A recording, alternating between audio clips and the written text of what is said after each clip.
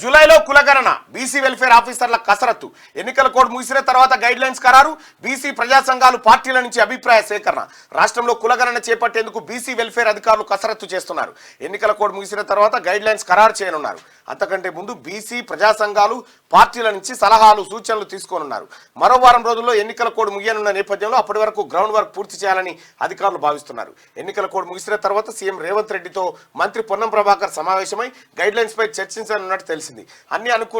అన్ని అనుకున్నట్టు జరిగితే జూలైలో కులగణన ప్రారంభమయ్యే అవకాశం ఉందని అధికారులు చెప్తున్నారు కులగణన కోసం అధికారులకు ట్రైనింగ్ ఇచ్చే అంశాన్ని కూడా ప్రభుత్వం పరిశీలిస్తున్నదని ఉన్నతాధికారులు అంటా ఉన్నారు జూలై నెలలో కాంగ్రెస్ పార్టీ ప్రభుత్వం అధికారంలోకి వస్తే తెలంగాణ రాష్ట్రంలో కులాల వారీగా తలలను లెక్క పెడతామని చెప్పింది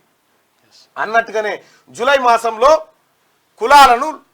కులాల వారీగా ప్రజలను లెక్క పెట్టబోతా ఉంది తెలంగాణ ప్రభుత్వం కసరత్తు కూడా ప్రారంభమైంది